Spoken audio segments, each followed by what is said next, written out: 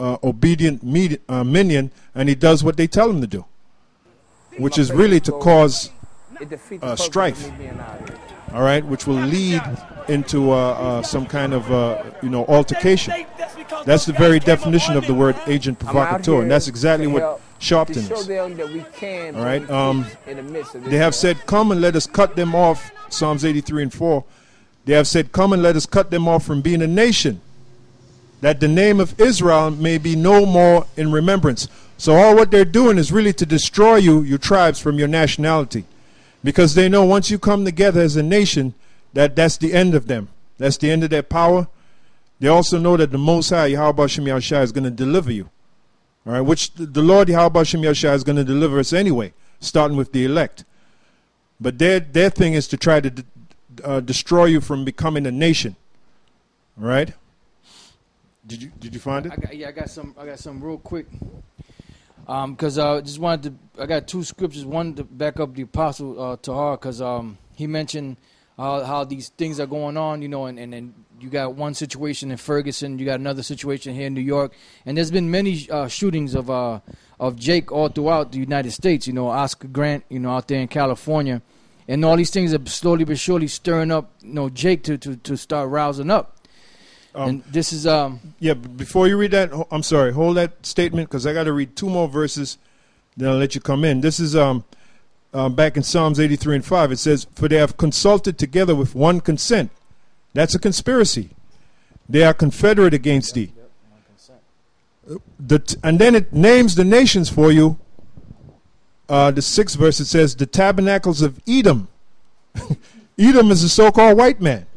All right, the top Edomite family are the so-called Jews, who are also known as Amalek in the Bible. So they're confederate against you. They're against you. And you notice they're the first nation to be mentioned. Even though if you know the history of Israel, the first nation that warred against us was the Hamites, I believe. The Hamites. Wasn't the Edomites. But yet they're the first nation mentioned. All right, the tabernacles of Edom. And the Ishmaelites, those are the so-called Arabs. Of Moab, the so-called Chinese, and the Hagarenes, which are the so-called Africans today. So those are all the nations that are against you. All right? Okay. So this is Genesis 49 and 8. It says, "Judah, thou art he whom thy brethren shall praise. Thy hand shall be in the neck of thine enemies. Thy father's children shall bow down before thee." Because the so-called Negroes in this country, which are the real Jews, their hands are going to be in the neck of their enemies. You're going to be choking crackers. You're going to be choking Moabites, Ammonites. It's going to be a bloody scene out here in America. Because they see the injustice, but Jake is so beat down, so to speak, that they ain't doing anything because the Lord still got that veil over them. But once the Lord pulls that veil back, you're going to start getting loose on these nations, especially the so-called white man. And I just want to say real quick, this guy from Alternative Media, I believe his name is Chris Green. He made a statement because I guess he was in shock that there was a protest going on in Ferguson over this white cop that killed a black kid. And then he said, "I wonder if there would be a protest if a black cop shot a white kid." Well, my answer to you is, that's up to you white people to do the protest, not black people, so-called black people, Israelites, because you got to, when you go back into the history of this country, the so-called black men in this country has been catching hell since they arrived here on the shores of America as slaves, and then justice never stopped, and it's going on every day, and the thing is that people are getting tired of the bullshit, basically. So all this stuff that's going on, whether the cop was justified to shoot him or not, there's been so many kids out there, so-called Negroes and Latinos getting shot by these cops that they're getting tired of it. Now you just said something. I was looking at the verse. I was looking at something else, but you kind of said blacks and Latinos. Now when they come together, because now when these situations happen, it's either like a cop kills a Jake. Or a cop might kill a Mexican kid or a Puerto Rican kid or a Dominican kid. And now the Dominicans will protest or the Puerto Ricans might protest. But see, when this deal goes down is when the Latin tribes and the so-called black tribes, I'll call them, Negroid tribes, come together. So there'll have to be some type of incident that's going to cause them to come together. Now, I was looking at one scripture, and a page right next to that page following, my eyes just jumped to it, you know. And we always bring out this scripture, but this is what it says. It says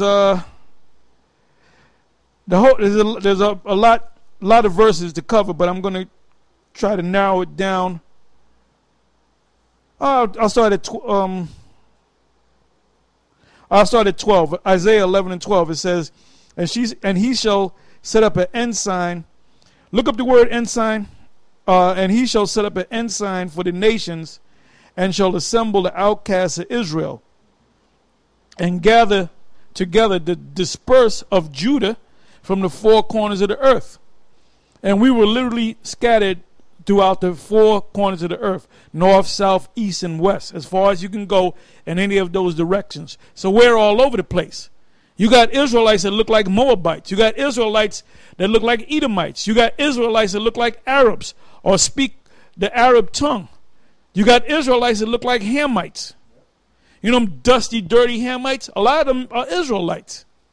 All right? It says 13. The envy also of Ephraim shall depart, and the adversaries of Judah shall be cut off. Ephraim shall not envy Judah, and Judah. Now the envying part was that Judah was set up by David as a king. So the line of the king came through Judah. And what happened was there was an Ephraimite during the time of King Solomon's reign named Jeroboam. And basically he wanted to, the prophet came to him and tore his garment in 12 pieces. And he said, you're going to take 10 tribes, and 3 are going to be left. I think he said 2 are going to be left. But really there's 3 that's going to be left. Judah, Benjamin, and Levi. All right? And basically he actually did it, pursuant to the fulfilling that prophecy. And there was a point in time when you read that account that Solomon wanted to kill him. And he had to flee into Egypt. And then when he came back to gather those tribes, he had taken out 2 of the golden calves that went back during the time of Moses. The so-called the Mizraim captivity, which you call the Egyptian captivity. And that's how he got them, through that idol worship. See, it speaks about Ephraim and that heavy idol worship. And that's how he got them other tribes, all right? It says, the envy also of Ephraim shall depart, and the adversaries of Judah shall be cut off.